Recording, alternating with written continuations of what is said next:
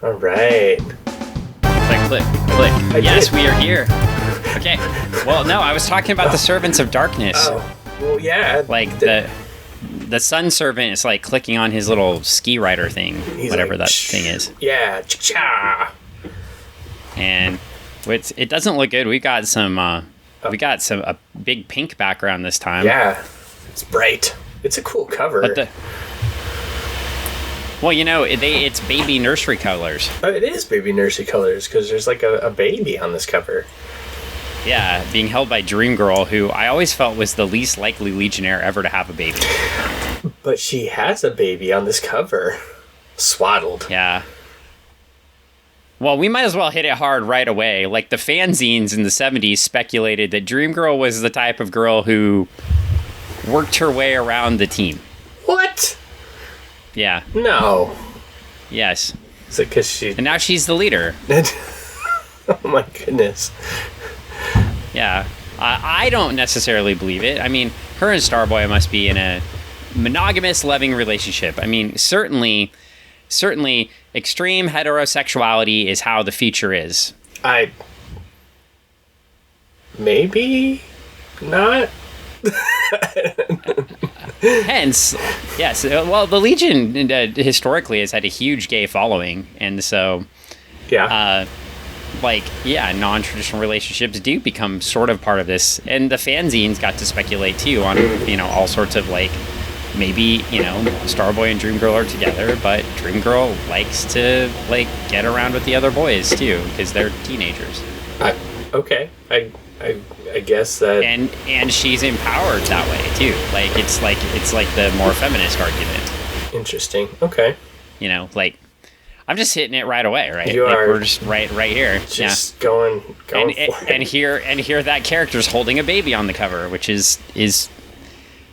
Yeah, wow. It was weird. Yeah, well, it was weird too, right? Like, we've seen no indication that Dream Girl was at all interested in marriage, pregnant. I mean, maybe her on her world, baby's just the stork just shows up and a baby arrives. Maybe that's what happens. Yeah, maybe I shouldn't have let off with all that stuff. Yeah, I mean, but you look at the characters, and I'm just hitting the cover. So basically, okay, the cover is two pieces, it's right? Blocks, it's baby. Pink. It's like a magenta background. Baby. Yeah, it's Block's baby. Yeah, I don't think it's Block's baby. Why not? Well, I was gonna say what the two parts of the cover are, but we can speculate on who the baby is. That's fine. It doesn't look very Block. It looks more Sunboy like. You think so? Okay. Well, Sunboy is the guy that plays D&D with Starboy. That's true. Yeah. So it's entirely possible the friend group, if they're a teenage high school club. But no, they're not. Remember, they're grown adults now. We've seen them progress from teenagers to big kids, right? He rolled a 20 on the Riz, as the kids would say. Apparently. As the kids would say. I was on the Riz. I mean, Sunboy, he is in later issues transformed into a ladies' man. So, there you go. Interestingly enough, the two that play D&D, one is dating theoretically the most attractive Legionnaire, right? That's female. And then the other one is a ladies' man. Though they don't applaud him for being a ladies' man in the book, right? This is a character flaw of Sunboy's. This whole notion, yeah.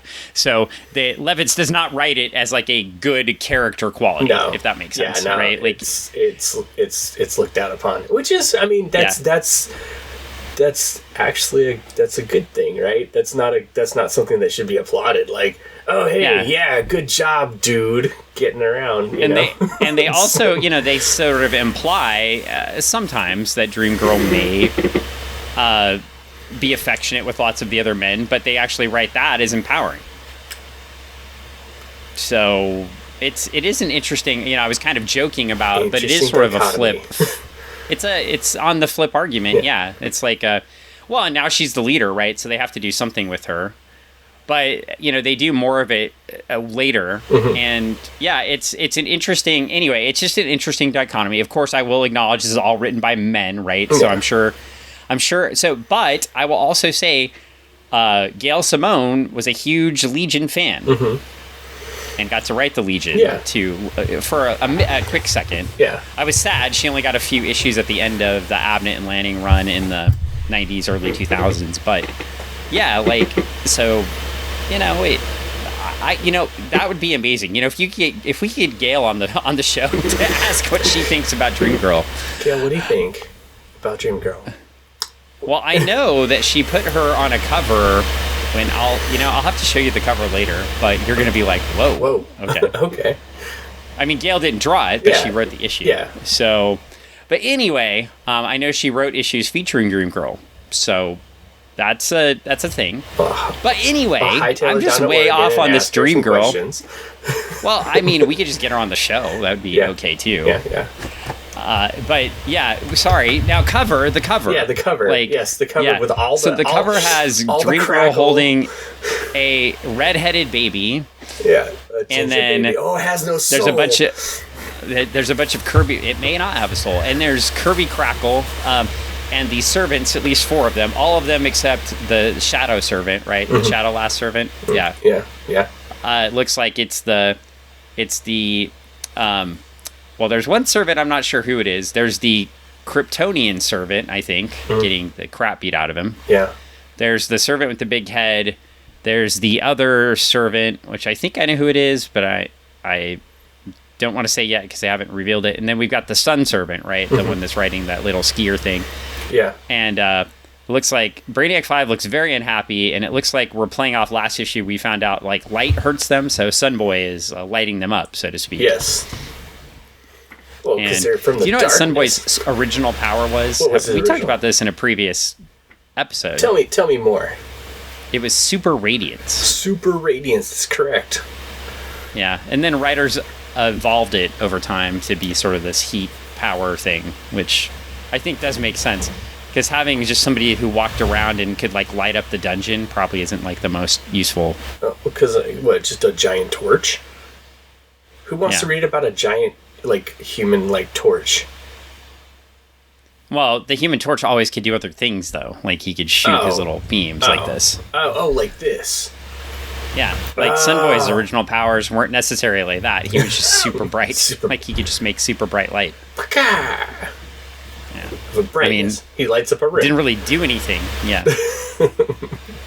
He does light up a room. He lights up a room. He's like an LED light bulb. He was long before LED light bulbs, but yeah, it's vampires hate him. He lights up the room and everybody dies of radiation poisoning. Yeah. Well, we flip the page and we get this is wild, folks. This is wild. You were in for a wild one to start. We are already a few minutes in, and I just have to say, as we turn the page, I know there after that intro. Yes. And deep, in-depth analysis of Dream Girl's character and Sunboy's character, and me just messing up everything about the future, and even inviting Gail Simone on the show unsolicited, because I've talked to Gail before. She was very nice. You've probably had substantially more interactions with her than I have, but I mean, I've talked to her once or twice. I got to sign a wall that she signed at a comic shop, which was cool, and then I did my hi Gail, I signed a wall that you signed, and she, that's nice. That's so fun. Like, you clam up more around these folks than I do. Like, I was at we were at a show. It was before COVID. Yeah. We were at a show, and I'm talking to Gail, and I'm totally forgetting her partner's name. And we were just talking, and a line was kind of filling up, and they were like, hey, Dan, come back. We'll talk later. And I did. And genuinely, they were genuine. Like, they weren't, pushing me away. Like, we were having a great conversation. And then they said, come back later. We'll talk some more. And I saw, her table looked pretty empty. So I just wandered over, and we all talked some more. No, it was really cool.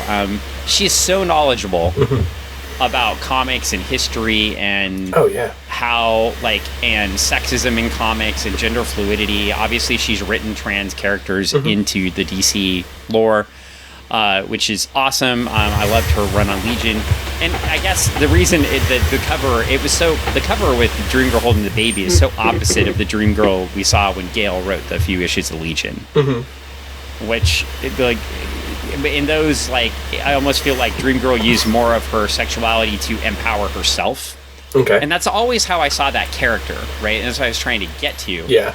And the fanzine speculated on it when you had a bunch of child boys writing about it. Oh, that girl, she sleeps around with the whole team, you know. But I think it's more of, when you see it, you start to see it evolve with Levitz and Giffen. You see the character use the sexuality for their own personal power, right? And where Sunboy just uses it to be a creep. And you don't really see that until later. I mean, this is a few issues ahead. Gotcha. We're a few issues ahead of that.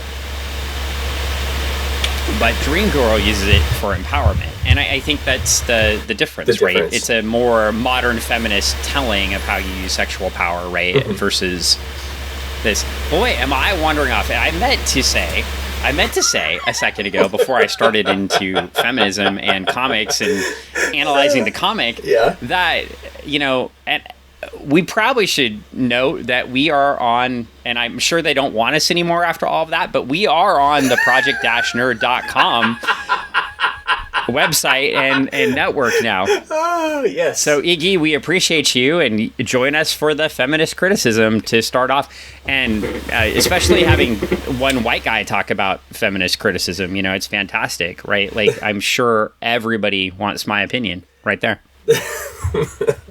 Oh dear. I'm sure there's listeners out there that know that what you're saying, you mean well with what you're saying, or how you're trying to get it out there. Everybody, Dan's background is a professional speaker, so I find it great that he's he's stumbling so much on this. Wow, yeah. Well, I didn't actually prepare this. I just thought about it. You know, maybe I should prepare for the podcast. It's great. I'm loving it. It's like McDonald's. Well, I'm trying not to say the wrong thing, right? Like, I don't want to misrepresent a whole viewpoint, but the notion, like, when you... And I'm trying to, I guess I'm dancing around it, but when you dance around it, I shouldn't dance around it, right? Yeah. I should have said, little boys wrote in fanzines that the girls slept around with all the boys, and that character evolved into a character that used their sexuality as empowerment. I probably could have just summarized it in one sentence. Yeah. And it would have been a lot easier, right? Yeah. And I mean, that's a really, when you put it out there like that and put that hat on it, that definitely makes the point, and I think that's a good way to place it. You can put it that way. You can put it out there as well as, like, taking a look at other women who have done a very similar thing. I'm just trying to. Oh, this is gonna be fun. Yeah, Nate. This is fun. You said I was stumbling around, and you're now like, all the other women that have done the same thing. No. Like Beyonce or Taylor Swift. Well, I mean, you bring out good points, but no, I was thinking, like, man, why? See, now I have blanked out too. Of Farrah Fawcett. Are you thinking of who Dream Girl's hair was drawn after by Giffen? Oh, there's another one. That's another one too. Of the time period. Yeah. Yeah. Boy, oh boy. See, I try to help out, and then I put my own foot in it. So Wait. I mean, there's all sorts of divas we can talk about. Like, that's fine. And I mean, like, the empowering divas, not the wrestling divas. Yeah. See. Well, that's the problem. Well, should we get into the comic? Yeah, maybe. That's what I'm here for. So project-nerd.com, if we're not kicked off after this episode, we'll stick around and you can find our episodes there. You can also find them on YouTube and our podcast feed and all sorts of places. And we've got Legion of Superheroes Darkness Transcendent, Chapter 3 of the Great Darkness Saga. Yay. What is Ultra Boy doing? I think he's trying to hold up the whatever that thing is. He's trying to make sure it doesn't fall over. The physics on that are suspect on that lifting style. He's trying to hold that thing up while Mon-El is holding up the other portion of it, and it looks like it's all kind of like falling over. Yeah. Well, we've got something going on, and they're repairing the damage there at Takron Galtos, the big prison planet.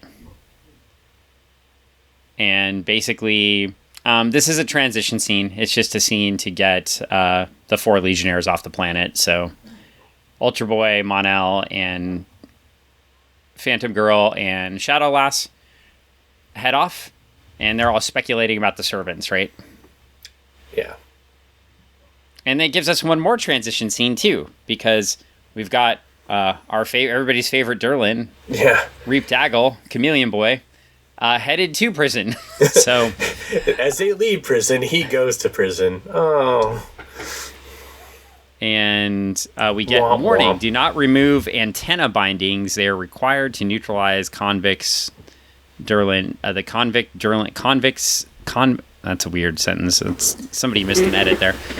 Convict Durlin shape changing ability. So, interesting. So, apparently the antenna do something. They help him change. Some writers have the antenna like scan other life forms, and then that's how Durlins learn. Oh, okay. What to do. Other writers just got rid of that altogether. Yeah, it's like, I see. But it's all good. Then we flip teams, and we're headed to the Sorcerer's World. Remember, end of last issue, we meet the White Witch, right? Yes. And she was the only magic user to be able to, I wouldn't say defeat the darkness guy, but I guess confound him to the point of annoyance. Yeah. He was like, I believe he just walked away. Yeah. I gotta go. This is too much. He had a temper tantrum. She's not worth it. And we've got Dream Girl, Sun Boy, Block, Light Lass, and Invisible Kid. And they're headed to the Sorcerer's World because Dream Girl's like, well, I had a dream about it, and that's where we're supposed to go. And makes sense. Sure. Yeah. And some people are doubting this, understandably. It's like, oh, are you sure? And we get a little bit of an introduction about the White Witch, and so we find out that she's been perfecting her craft for years, and she has this weird, like, when she talks, it's always in this, like, purpley white thing going on. I'm not sure. Is it supposed to be mystical? Like, what is I the... think so, maybe. It, lets you know that she's speaking. Yeah. and Dream Girl's like, yeah, I had this premonition and everything. This is definitely not the first mission I wanted as Legion leader. Which is understandable. Yeah. They changed leaders right in the middle of this, which, yeah. Well, we head down and we get all sorts of cool Giffen and Mahlstedt art. Yeah. They fly through these, like, clouds that sort of look alive. It's a There's swirl. this big ogre-looking thing, I guess. Mm-hmm. It's got Block points out to us that the environment changes and creatures vanishing. Invisible Kid is Sacre Merce. I can't. Sacre. There are the cities French atop frozen waves. Yeah. Well, he is French. He's from the Ivory Coast. Yes. He says a lot of stuff that I don't. I never heard that French before. It's so cool. I want to go look it up. And I do want to qualify this. I said he is French. He's from the Ivory Coast. I should say he's French speaking because he's from the Ivory Coast. Mm-hmm. He's certainly not French because he's from the Ivory Coast, because I don't endorse colonialism after my big giant feminism talk earlier in the discussion. Do you want to go off on a colonialism? No. Okay. No. Unless we're colonizing the Sorcerer's World right here, we're going to skip right on. Well, but you can join us on page 5 because this book indeed has page numbers. Hey, it does. All right, page 5. Hey, and it looks like they're going to. It looks like they're colonizing. Colonizing? Who's colonizing? Because their ship gets destroyed by the servants. And the servants are the ones that are doing it. Oh, the servants are colonizing. Well, Yeah, it doesn't look good. Well, anyway, we get 4 of the servants attacking. We get the one on the scooter. We get another one holding a big power stick thing. And if you watch the Superpowers cartoons in the 80s, you probably could figure out who this was. But the Superpowers cartoons did not come on until after this book. Oh. So I'll give you a hint there on who the one with the big hair is. Okay. That's your hint. He would have definitely been all over the Superpowers cartoons. Oh. And the comics, of course, the Jack Kirby stuff. Yeah. There's, I guess, another hint. We've thrown Jack Kirby out a few times. Yeah.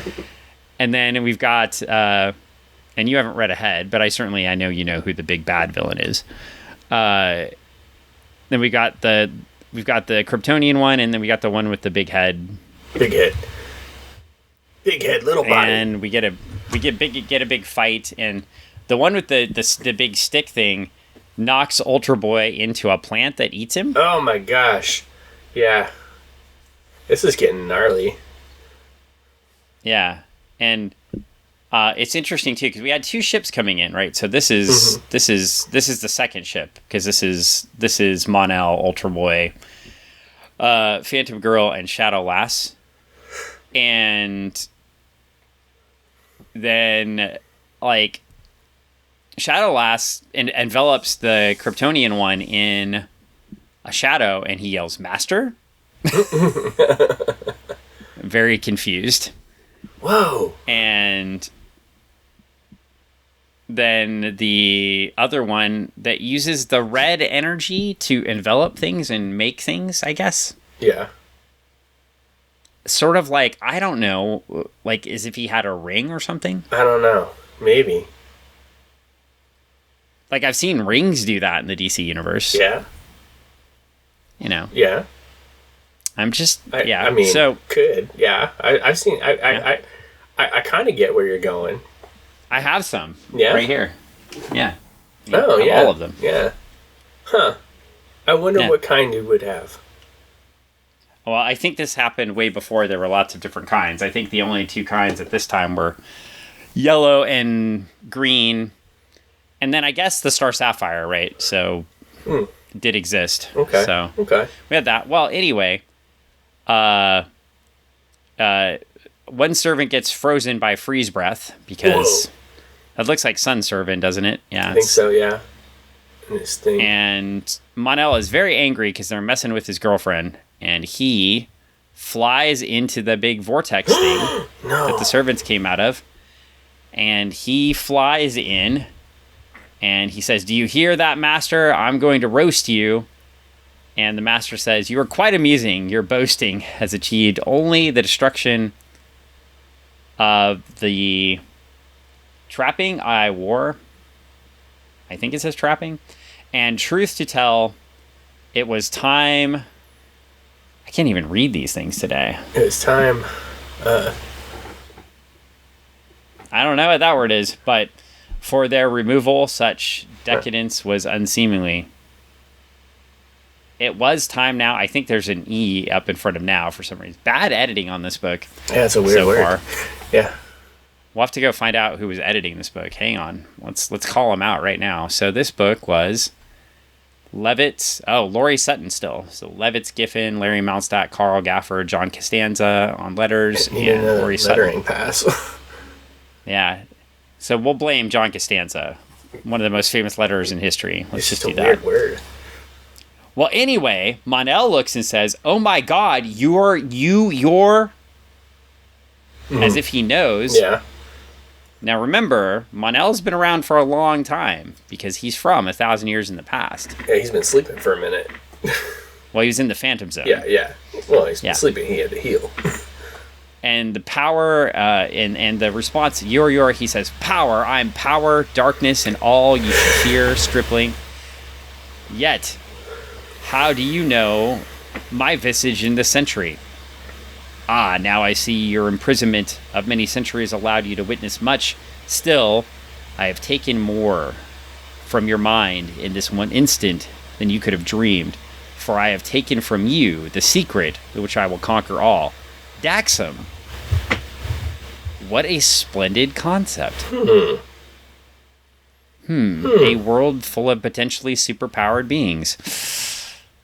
And we see Shadowlass and Phantom Girl just floating there in the sky.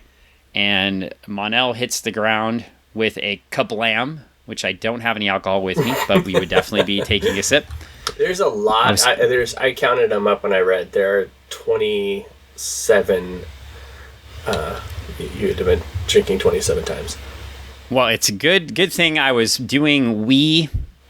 I was playing on the Wii, playing some Punch-Out and working a sweat up. Yeah.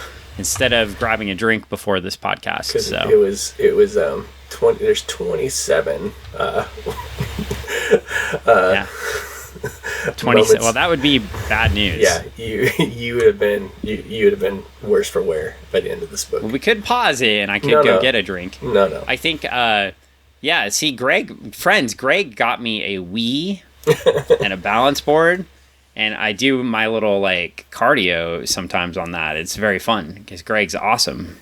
I try to keep people active and playing video games, because, you can do both if you use the Wii. Well, while the Legion leader is out on an adventure, we get the three founders back at headquarters trying to actually figure out what's happening. Hey, and the Legion headquarters is like put back together again. There's no hole in it. Yeah, it does look like Lightning Lad's still doubting himself, but he's healthy now. Oh, yeah, so that's good. And the three are talking, and we're getting to see them analyze everything. And Lightning Lad lights something up with his powers. Ooh. And they're trying to figure out something. We get a continued on the second page following. Mm-hmm. And we flip the page. And that's weird because it goes straight to 8 to 9. But anyway, we know that, so now they're analyzing the thing, and we get the spoilers finally. We get to find out how these servants are. Oh no. So we find out one specimen clone is reverse DNA helix modified RNA yields Lydia Maller, heroine of Talok 7, circa 803 GE. Mm-hmm. Powers of darkness and physical strength. He's like, we know that one. And he's like, next deduction, helix morph DNA yields at 0.999998, but it looks like it's 6 sigma right there. So we're good. It's an Owen. So it's a guardian of the universe. Oh boy. That was Big Head Dude. Big Head Dude. That's why his power looked lantern-like. Yeah. And then we find out that one of them is Kal-El. Oh my. Like, we have a clone of Superman. My gosh. And they're like, my lord, yeah. And Superman. So we find out who 3 of them are. We still don't know who Big Hair is and the guy riding the little scooter thing yet is.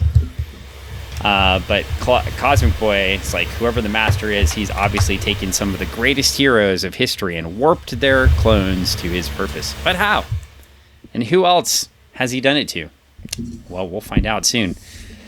Well, we get all the rest of the folks made it to the Sorcerer's World, so the 2 other teams made it. We also end up with the team that had Starboy, Element Lad, and Timberwolf, Wildfire, Dawnstar, and Brainy. So we've got a big lineup here. We've got a big team. They haven't noticed that their friends got the hell beat out of them somewhere on the planet, though, so there is that. And we meet a couple of things. We meet the Sorcerer's World teachers. Oh, hey, nice. And we have Misa returning to her teachers so she can go in the woods and prepare a couple more druid spells. You know, you have to pick which spells when you're a druid for the whole day, right? Oh, you do. Can you replace them on a short rest? I can't remember. Can you replace them and not get spell slots back? You don't get spell slots back on a short rest. I don't know. I never played a druid. I'm playing a druid right now, so I should know. Oh, no. But I don't. That's the bad part, yeah. I'm not very good at my job, basically. But I can change into like a giant like mountain lion and stuff. Well, that's cool. So that's cool. Yeah. Yeah.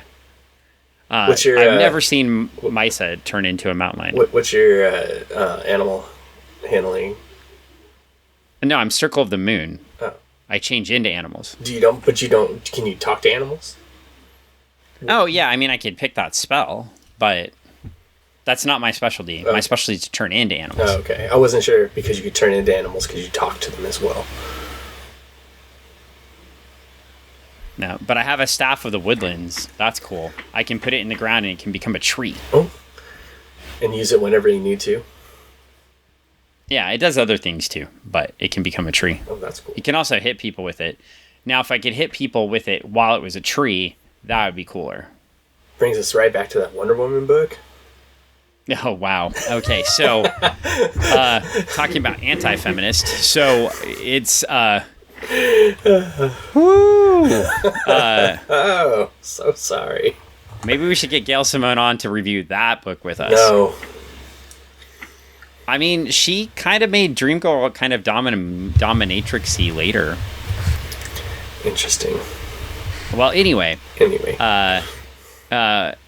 Timberwolf, well, just a side thing, because we have to, of course, keep this plot going. Timberwolf walks up to Lightlass, and he's like, Ayla? And she's like, you can call me Lightlass, Timberwolf, if you have to speak to me at all. Remember, we are here on Legion business. So, like, again, they're fighting the Servants of Darkness. They're on this planet, and all Lightlass can do is just be super petty toward poor Timberwolf. After everything. Yeah, it's just like, yeah, anyway, I trying. thought we'd seen the character evolve a little bit, and then it's devolved back. Like, I'll just tell you, I can't wait for how that character evolves later. I hate that. I hate the character right now. Yeah. With a passion.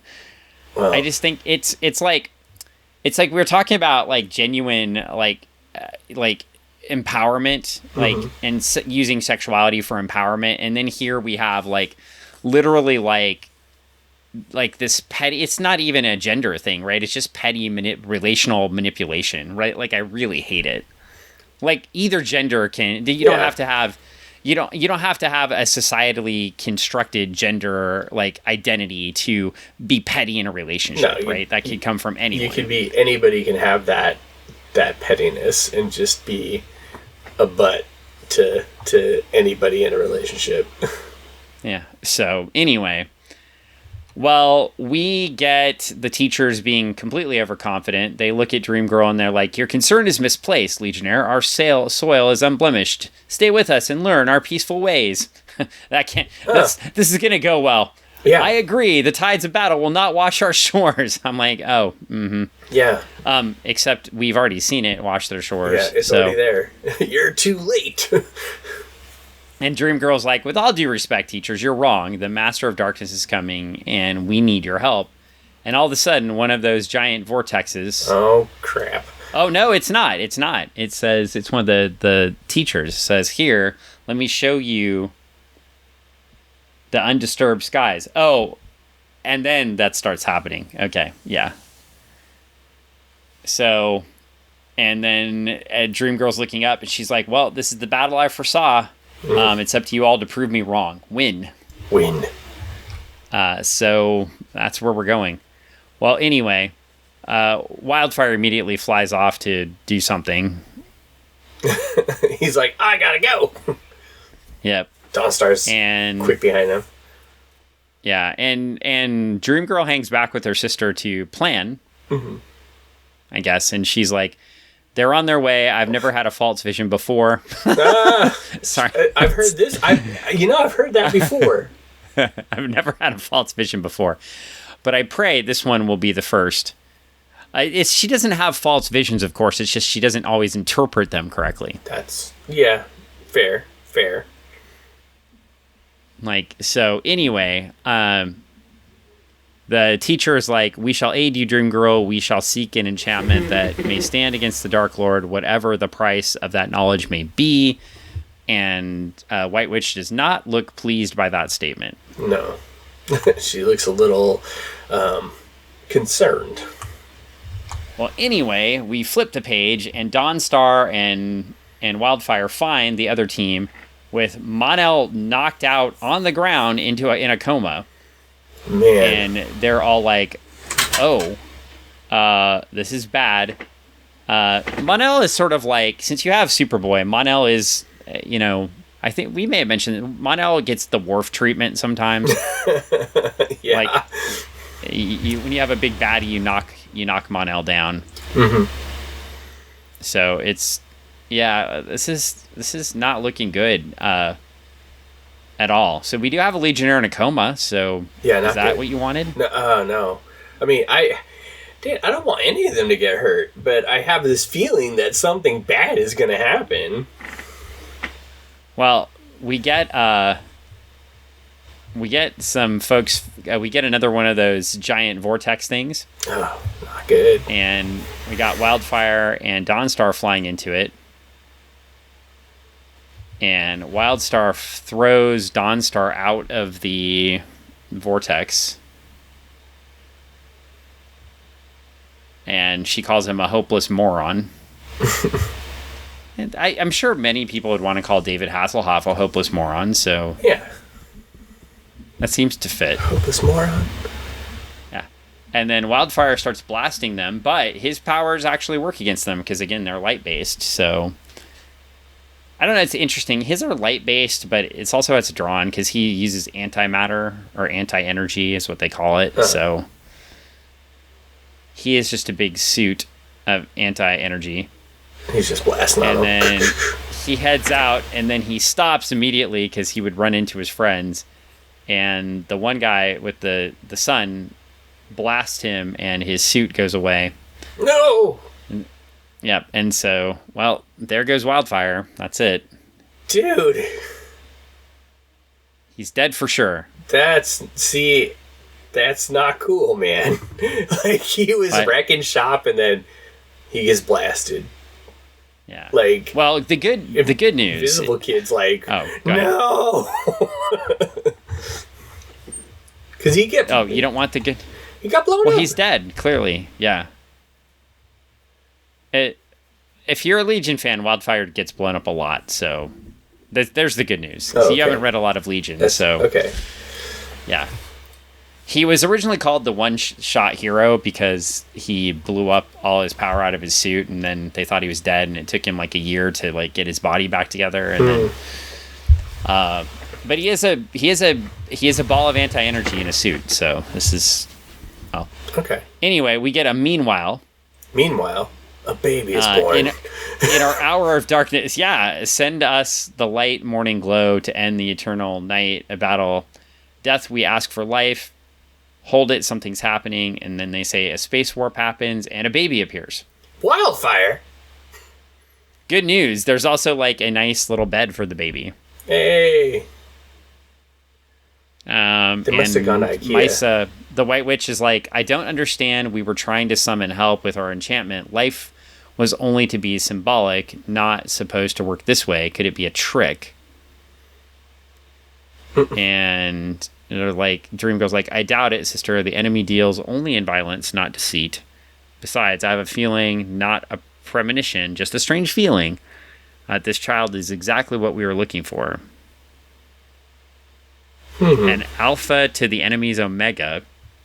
Raise. I mean, alpha to the enemy's omega, if you forgive my pompous phrasing, but sort of came to me that way. This is weird. Like a yin to the yang. Well, okay. We're back at headquarters. We got the founders are trying to figure it out again. And they sort of have. At least that this is a really big threat. And they ring the general alarm. So now we're going to get a little bit of everybody. So, I mean, they start out by calling Superboy. Can you know the symbols? So, obviously, hopefully we can get Superboy. Okay. What's the next one? Oh, that's obviously Rook. Yeah. So which character chess piece on it? Which character lives on a medieval planet? That's Karate Kid. No. No, that would be the Hand. Oh, the Hand. Karate Kid is his hand. Oh, okay. I don't know, man. Projectra? Have you forgotten already? Projectra. Yeah. Okay, let's not play this game. Okay. But I bet, could you tell which one is Bouncing Boy? Yes. And which one is Duo Damsel? The next one. Yes. Okay, you got those. Good job. Yes. All right.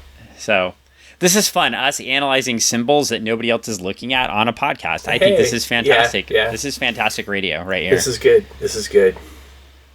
Well, they're also calling back Colossal Boy, who is the symbol. Oh, okay. And Shrinking Violet is covered up by Cosmic Boy's head.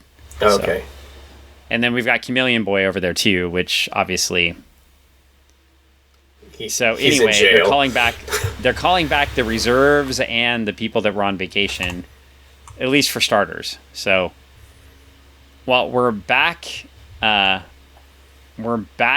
says back at the front, so like the battlefront, but they're back on the Sorcerer's World, and they are not doing well. No, they're getting it handed to them. But I will say, like, it's interesting. We've got the two gravity powered folks, or one is making one super lightweight and the other one is making one super heavy. Yeah. So, I mean, it's a cool graphic. Yeah.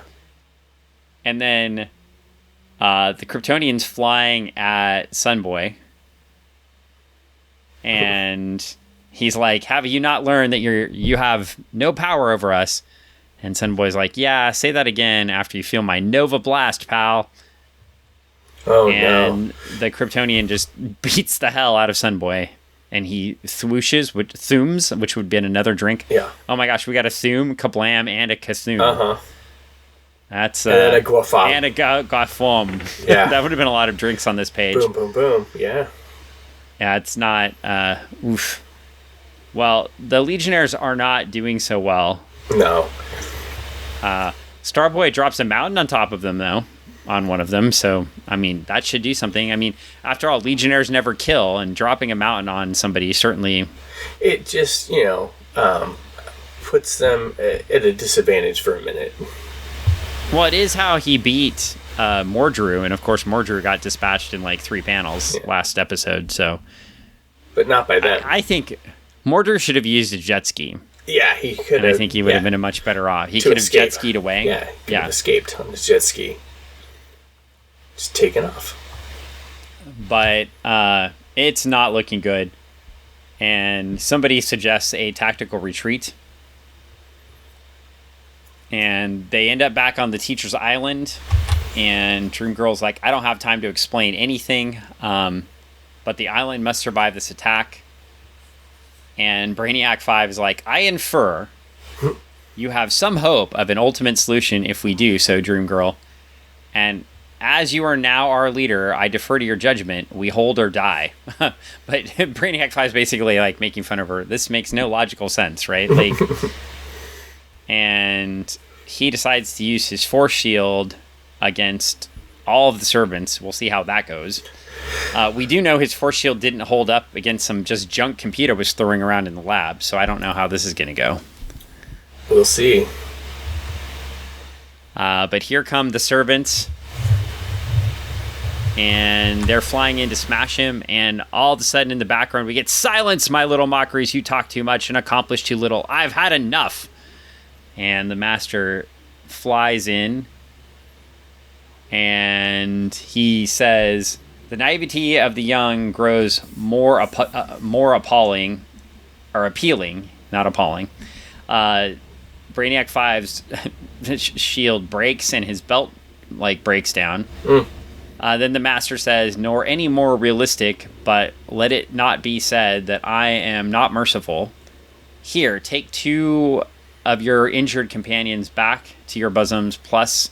one foolish enough to try to snatch them from my grasp. So there goes Sunboy and Dawnstar and Block. He's holding Wildfire's head. And he says, this I shall keep as a souvenir. And he says, as for you young ones, you may live to witness my triumph in recognition of the service done me by one of your number. Live to witness darkness transcendent and your ultimate undying doom. Ooh. And we get a splash page back, and we've got Element Lad saying, it was like we weren't even here. We didn't matter somehow. Light Lass is like, what did he mean? A service to him. Uh-oh. Yeah. Invisible Kid says something in French, and then he has made me feel like it looks like an infant. Yeah. Again. Infant again. And Timberwolf is still red-eyed. He's mad from the fight. He said, "Oh man, when I..." Yeah, good luck, Timberine. Like, yeah. And Starboy says, "When you want Timberwolf, we are never going to be able to grab that creep." And Dream Girl in full Farrah Fawcett hairdo says, You did it. You kept him off the island. Terrific. We've got him now." She's laughing like a villain. What the hell's happening? And Timberwolf's like, "Are you out of your skull? Half the team's ready for hospital beds, and you're laughing." And we hear a can at Timberwolf because Wildfire is back. I've got a fresh new containment suit already, and most of the others are hanging in there. It's only Mon-El who seems out of it. Well, that's their most powerful member, so that's good. And it looks like the teachers found us a trump card. And the dogs are really enthused by this trump card because here we go. And it's a trump card of a baby. Baby. Yeah. And we have no idea what we're doing with it, but the Legion survives, all stands together on the last page, and we get next issue Within the Darkness as a 23-page epic here. Yeah. Yeah. But, and also we lost 2 of the teachers to get the baby, by the way. Like, 2 of them died from the spell. Did they? Yeah. I didn't catch that. It's right in the middle of the page there on page 23. Yeah. Oh my gosh. So, yeah, it's bad news. So. Oh, wow. Now I see it. Oh, wow. 2 teachers died. Mon-El has got a concussion. He's out of it. Well, we get to the letters page. Yeah. Or sure, do you want to talk more about the issue first? Let's talk more about the issue first before we go to the letters page. That issue was... Like, every issue has been just, like... I say it every issue. It's like, they just keep building and getting, like, just more and more. Every time I think that they're gonna, like, pause and just give us a filler issue or whatever, they don't let off the gas, and it just keeps going. Like, it is non-stop. Just, here you go. Here's all this wild action, and it's a lot to take in. Yep. I mean, like, this whole thing was just so much. It was not a boring moment. Yep. And I like the last panel too, the way it's colored with the grayscale to let us know that they didn't win anything. No. Right? Like, they're standing there, but the fight's still happening. Yeah, they're left on the precipice, looking out, feeling like they were nothing to anything. Well, yeah, and they're just there. Yeah, and there's a lot of text in this one too because of all the characters, but it reads so fast. Like, I think we flew through this book. Besides me talking about feminism at the beginning, but we flew through the book, right? Yeah. And then we're like, once we got into the book, and when I read these too, like I told you, when I get into this story, I don't stop, right? Like, I read the whole thing because it's so good. Yeah. And it's one of those. I don't know how you're reading it a page at a time. I can't imagine one issue at a time. I didn't get these when they came out, right? Like, I started with 306. So when I was, I got these as back issues, right? So I got to read them all together. But I can't imagine this 1 month at a time, and just that anticipation. I mean, you must have been dying to get this on the spinner rack. The next. I can only imagine. So because it's like you get done with it and you're like, I want to read the next one, and that's the feeling that I have, and it's me going, okay, let the anticipation build. So when I read the next one, and we do the show and record, I can have that excitement going into it. I'll admit, I read it a couple times. I read this issue a couple times because I thoroughly enjoyed everything. Like, the art was great. The writing, you said, it's got a lot of text in it, and it does. And that's why you have to read it a few times. And yeah, there was a couple things I was like, what is that word? What is that? Like, was that missed? Like, do I not know what these words are? Was this made up for the book? I don't understand what it is, but okay, we'll just skip and just continue on. But yep.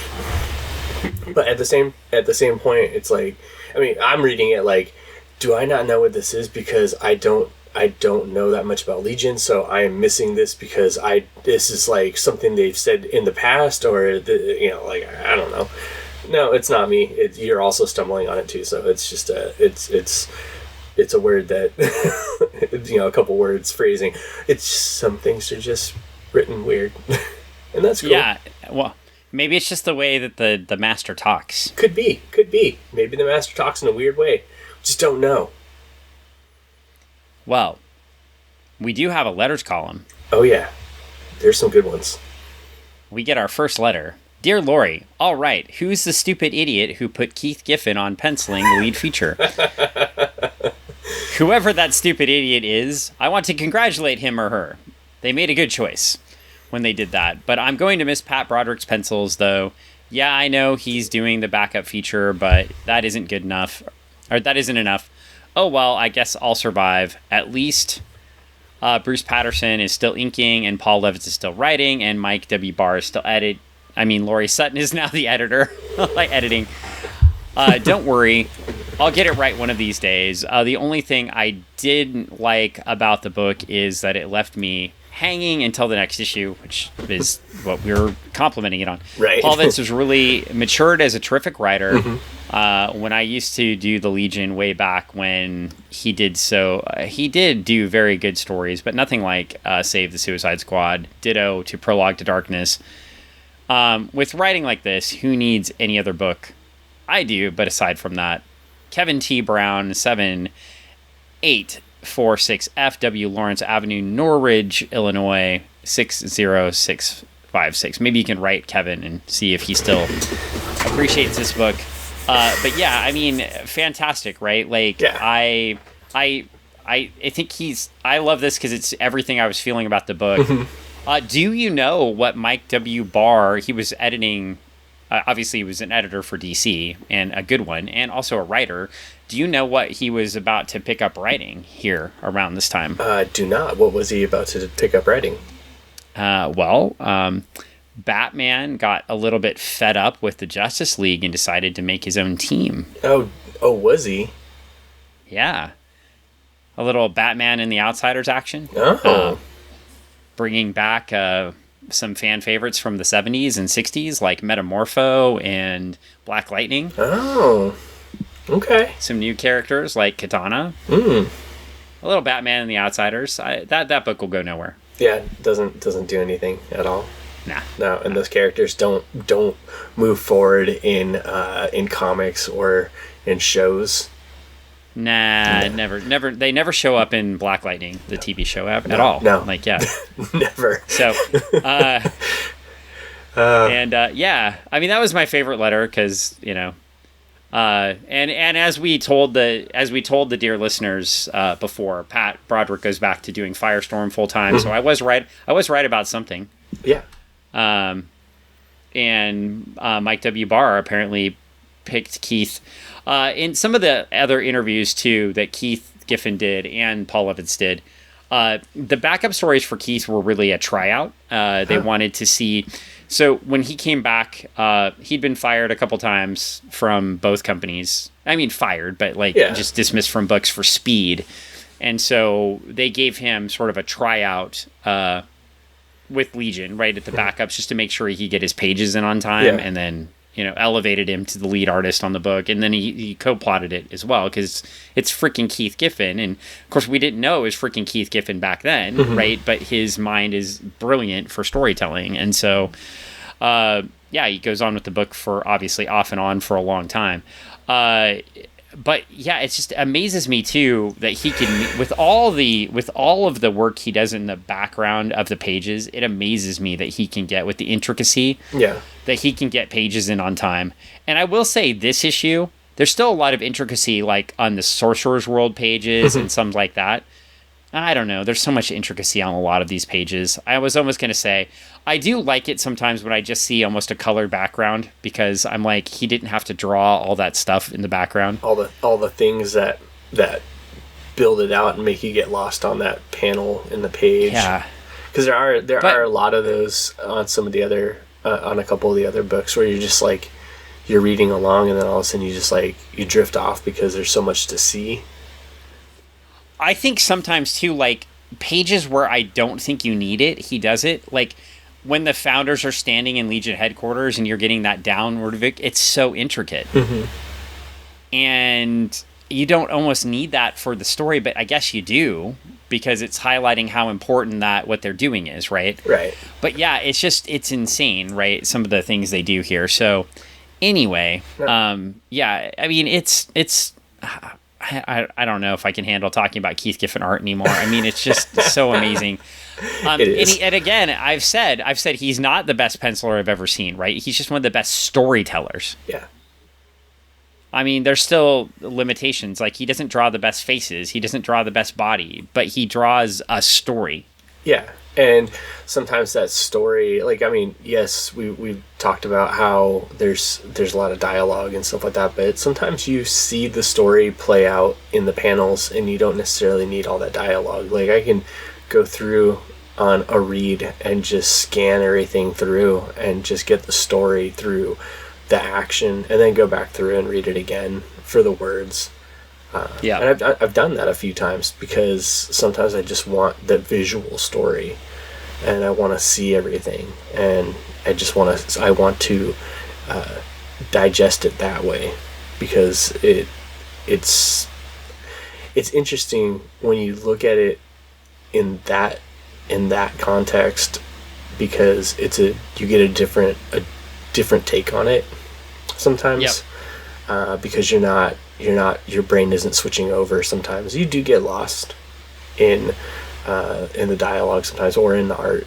So if you can just like go back, and that's what I like about comic books, because you get to do that, and you can read it a few times, as where if you're watching a movie and you miss some dialogue and the action's like going and stuff like that, what happened, you get all lost, and then you're like, now it's a flashback scene, and I don't know why, because I was watching the car chase, and now they're in a 7-Eleven. It's 3 years before. I don't know. Right? And I have no idea what happened. Yeah. And and I also too, like, one of the things I appreciate about this era of Legion too, besides the fantastic stories, is the editorial team and Levitz Paul Levitz really wanted to make sure people bought in, understood who Legion was, right? So, because some people say, like, Legion's inaccessible, there's too many characters, I can't figure out. Well, I felt like he always does a good job, like, having small groups of characters or introducing, or in this case, right, we pointed out, issues where he's giving people personality, right? The last two have been more of Cosmic Boy, right, for the first time. We're getting, and Dream Girl, obviously, right, like, establishing herself, and then in the back of these issues, we start getting a roll call. And so, like, each issue, they give us a list of Legionnaires and what their powers are and when they first appeared, if you want to go back and find the issue. Later on, a few issues later, they're going to start running a whole list of appearances of the Legion, because the Legion wasn't always in a book called Legion of Superheroes. It started out in Adventure Comics, right? So they give you a list of all these historical appearances. So a lot of folks like, and Mark Waid actually does in the 80s, he indexes like all of the Legion appearances, and it's sold as a book. Like I have them, the Legion of Superheroes Index written by Mark Waid, right? Like, so Mark Waid went on to do nothing in comics too. Yeah, again, just a nobody name. Mark Waid in my opinion has the best book on the market right now of a mainstream comic. He's got the Batman Superman. I hate that they call it Batman Superman because you have to lead everything with Batman. But I think I've mentioned it a couple times on the podcast, the World Finest book. Yeah. It's fantastic. And if you're not reading it, shame. Like, it's a fantastic book. It's Mark Waid at its best, and it's just great storytelling. And in the same way, like, Waid introduces concepts from history, but introduces them into the reader in a way that, again, it's like these stories, right? Like, you could be reading the book, not know any of the history, but it still makes sense as you read through. Yeah. Well, and it only encourages you to go back and find more. Yeah, that's what's great about having a comic book historian write comics. Yeah. Because they're able to get to it, run you through the paces, and they can get it to you in a way that is accessible. Yeah. I mean, and Mark Waid's never written anything important or noteworthy. No. Before. I mean, this is the first time, clearly. Yes. He's that, overnight success. Overnight success, yeah. He's built his kingdom overnight, so to speak. Yeah. Jeez. Anyway, he's definitely one of those people. If you don't pick up on our subtle sarcasm and you don't know who he is, you should go back and you should look at some of his fantastic work. And read Kingdom Come. I mean, it's fantastic. Yeah. You get him and Alex Ross painting like it's amazing. But yeah, I mean, talking about good storytelling. But I like this too. You're thinking you don't have the internet at this time, right? So each issue, we're going to reward you by listing all the Legionnaires, what their origin. It's like it's like before, and Who's Who didn't exist yet. So Who's Who's not until Who's Who starts in the middle of Crisis on Infinite Earths. So like 6 years so 85? Later? Oh. No, it's closer than that. I think it's 85 is the first issue of Who's Who's, because they had to do a Who's Who supplement at the end because things changed during Crisis. What kind of things happened, Dan? I don't know. As I'm all like excited and worried about people dying in this book. That book's messed a child brain up. Yeah, well, it started in March of '85, so literally right in the middle of Crisis on Infinite Earths. But yeah, it's they did have to change some things, but. I think the Legion, is one of the reasons you have the Who's Who's concept. Also, like Crisis, when you make major earth-shattering events in a book, that's when you're going to start introducing characters, and they know they're making major earth-shattering events in a book, so they're introducing characters to you, right? So you know who they are. Yeah, I think Crisis was one of the first books that my dad took out of my hands. Is like, what the heck is happening? And was actually like upset. Like he was like, what's going on? They can't do that. They can't. And I was like, it was definitely one of those. Well, there are some things in Crisis where I'm like, they can't do that. Of course, Crisis eventually destroys a Legion of Superheroes. Eventually, yeah. It takes years, but I mean, it's because Superboy. Man. Because according to John Byrne, Superman, there was no Superboy. I hate him. I hate him so much. Mr. Byrne, if you'll sign my book. I hate him so much for doing that. Like, it's just like... Oh, damn. You have a great thing right here. Well, here's the reason I hate it so much. Now, you heard me say it toward the beginning of this podcast, but now that you've been reading these stories, right? Like, why would you make an editorial decision to knock out one of your best-selling books? That's a good question. I don't know. I mean, like, you're not looking. It's either you aren't looking at the numbers or you are looking at the numbers, and you're thinking, if you're not looking at the numbers and you're like, well, let's just cut this book because whatever, then that's just a bad decision. If you're looking at the numbers and you're like, oh, hey, if we take away this book and then we bring it back later, think of all the people that will come back for this book. That might be a smart decision, but... Yeah, but when your book is hot, you're hamstringing the writer, right? Yeah. Like, they have to, they have to write a whole story writing Superboy out of continuity, right? Like, it's just like... And also, like... I mean, the story of Superboy's death, they write as if the Legion had been going back to a pocket universe, like a fake universe. They hadn't really been going back in time to the actual 20th century, right? That whole time. So they're basically like, yeah, all those Adventure Comics books you read, and all these Action Comics books, and all these Legion books, all the Superboy and Legion books, that was just all bullshit. It never happened. And it doesn't. It does change with writers, and some things do happen. And, of course, both comics companies have relaunched their fucking universes over and over again since, right? And that's Crisis's fault, honestly. But it's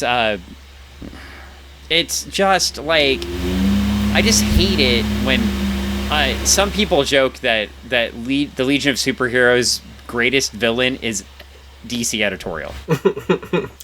It's a fair assessment. I mean, we've seen it multiple times as we've covered multiple books on this podcast and seen it in different decades. But at this time, things are rocking and rolling. Yeah. And the Legion is outselling every book but Teen Titans. So yeah. Well, and they did the same thing to them too. I wouldn't say. Well, it's a little. They nerfed them I would hard. say New Teen Titans suffered from. Okay, so there was some editorial, right? Because like Donna Troy, I think Donna Troy, Wonder Girl, DC editorial is Donna Troy's worst enemy too. Yeah. Right. All the incarnations and the convoluted story. With Teen Titans, though, it was more Marv Wolfman overstretched and got writer's block, right? Because he wrote Crisis and got writer's block, and the stories just went downhill. Where, the book... So, the book that really, like... So, in 85, right, so they go direct format in 1984. So Legion restarts at number 1. New Teen Titans restarts at number 1. They introduce Infinity Inc. Roy Thomas, right? So it's the kids of the Justice League, right? Yeah. Or Descent, whatever. Next Generation. Justice Society. Sorry, of the Justice Society, not Justice League. Yeah. That book just got destroyed by Crisis. Because Lita Trevor, right, Fury, was Wonder Woman and Steve Trevor's daughter from the Golden Age, right, of comics, right? And Hector Hall in the story was Hawkman's son, right? And you relaunch after Crisis. Wonder Woman wasn't born until 1986, right? Because we read those Perez issues, which... We've reviewed those, which if I was a good podcaster, I'd be telling you which episode we did those in, which were fantastic. 2 years ago. But man, if I think Legion was hurt by editorial, the Infinity Inc. book just got gutted. Yeah. And there was a book with Todd McFarlane's first major art. It was first major assignment. Yeah. I mean, they had Todd fucking McFarlane on a book for DC that no one was reading because editorial gutted the fucking book. And they thought enough of it originally to put it in that prestige format. So you had Todd McFarlane art on the Baxter paper, right? Like it was... We're going to give you this cool book that no one's going to read. I have all the issues. I mean, they're beautiful. But anyway, it's... The Crisis did mess up a lot of things, and I guess we jumped forward. I don't know. We probably should stay focused on this Crisis, which is... you know what you're going to get next issue, by the way? What? You get... I don't know if it's in your copy, so I may have to It's not. So I'm gonna have to get something for you. Oh, okay. So I got to get you a present. Oh. I don't know if I'll get it to you before we read it next time. Okay. In the next issue, there is a 16-page preview of the DC Masters of the Universe comic. Oh, awesome! I don't know if it's in your copy that I have for you though. Okay, well, I'll be excited to see that when I open it. I may have to go to the long boxes and pull one out because I don't think it's in my hardcover either. Oh man, that's super cool. Yeah. So anyway, and the cover of the next issue is amazing. But let's not advance too far there. Yeah. We probably should do some plugs or something. Okay. Do you write or do anything that is important that people might enjoy? There's that book that Michael Tanner and I do, the Absolute Zeros Camp Launchpad, with art by Gabriel Gomez. Gosh darn it, we did a book signing at the Retro Emporium in downtown Kent. Yes. And you know what? It was amazing. A lot of people came out to tell us how much they liked the book, and a lot of people picked up the book. A lot of people came to get the book signed, and a lot of people came and tell us the different characters that they liked, and that was the best part because not everybody likes the same characters. So there's a character. That's good. There's definitely a character for everyone in the book. Well, that's good. Yeah. And I understand at the Retro Emporium, you had an event like in Retro Emporium After Dark or something. Yeah. And as an esteemed member of the comic book and Retro Emporium media staff, I was not invited. It was one of those things we did not even know if this was gonna. I'm gonna be honest, 100% transparency. We didn't know if this was gonna go off and work. We didn't know if we were all of a sudden like. If the bands were going to show up, if the power was going to go out, if all of a sudden the city was going to come in and say no. We didn't know. We didn't know what was going to happen. Well, I'm good to wear a lucha mask around and pass out candy. That's but true. I don't get invites to the premiere. I don't get invites to the premiere events. All the posts. No, I saw none of the posts. You saw none of the posts. Well, that's because Facebook and Instagram have been nerfing every single thing that Ann puts out there. But the good news is that it went off really well. We had, and you never know what you'll find at the Retro Emporium. That's true. That's what I was trying to get to. You never know. You might show up, and there might be 3 bands playing, and it was bonkers. That's all I will tell you. We were thoroughly impressed. There was Speed of Light, which was awesome. Bog. Is Speed of Light what would happen if the moon got in front of it? It'd be a total eclipse. Yeah. Of the heart. Of the heart. It was. I'm just gonna give a quick synopsis really fast. I know, but I have to. You're gonna give us a musical synopsis on a podcast where we talk. Well, I know, but if people want to go for an event that already happened, no. But this is you can go find these people on the internet. And listen to their music. Speed of Light is your favorite guitar rock. These 2 dudes showed up and just busted. And there's more to the band. There's just the 2 dudes, and then they had the backing tracks because they're drummer and bassist and keyboardist and stuff like that couldn't make it. So it was just their bassist and their guitarist were there, but the drummer and the keyboardist were not there.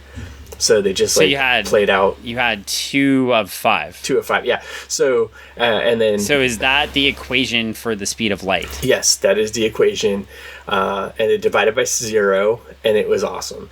But no, they were. It was. They start playing, and then it was the moment of you're not crying, I'm not crying, you're crying, you're not crying, I'm crying. The singer was I always want to play this song, and I never got a chance to. This is a song that I wrote for my daughter. She's an adult now, and I'm doing a show, and I can play this for her. this is a song for my daughter.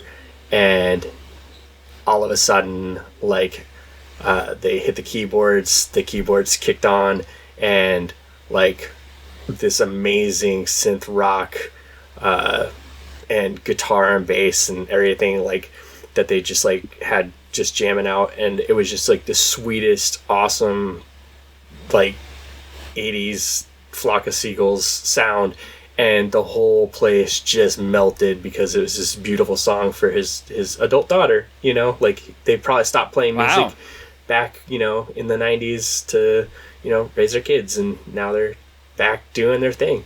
The next band, Bog, was like, they were like awesome funk soul, like just super chill, awesome. Like, I was feeling it, the audience was feeling it, everybody was having a good time. I've not seen people just want to get up and dance in the Retro Emporium like that. And Startica, the main act, was like, if you could take a band that does anime music and video game music, they had electric violins and electric basses and synths, and dude just standing in the audience with his bass guitar just playing out in the middle of everybody. It was awesome. I want an awesome drummer with like just so many pieces of a drum kit. Like, I don't know how we got fit it all into the Retro Emporium. It was awesome. Well, the good news is that if you purchase a copy of Absolute Zero's Camp Watchpad, you will get one of those songs with your purchase. Oh, if only. So it's good. In fact, Bog, I mean, that fits with the story, so I feel like it should be a Bog song. It really does, because the kids go to a bog, literally. Yeah, so it's good. Well, you never, I guess moral of the story here is you never know what's going to happen at the Retro Emporium on Meeker Street in Kent, Washington. That's true. You don't know. It could, and you could find your childhood, so that's entirely possible. Yeah. And yeah, I mean, I don't have anything to plug unless we're doing something I don't know about. We're gonna go to SummerCon. Yeah, we're gonna go to SummerCon in June. We are doing that. We will be there, and I believe on a day, and I believe that we might even be there with a member of Project Nerd. What? Ah, really? Surprise, wow. Dan! You mean didn't me? even know that? No. Well, I mean, not just us. You mean me? Not just us. Well, but if you see us walking around, we will give you a Funny Book Forensic sticker. Yeah. Yeah. And if you see me getting a book signed by Jim Shooter, you should go, pew pew! Pew pew! Look at that! It's Dan. Yeah. So, now, do you think with Jim Shooter, I should have him sign a Grimbor book even though he didn't write it? I mean... Now, he did do a Grimbor. He could. But what if I had him sign a Grimbor book that was written by Roy Thomas? Oh, maybe. I mean, that'd be interesting and fun. That'd be weird. I don't know. You know what, listeners? If you get me Jim Shooter's novel, I will have him sign that. Oh, dang.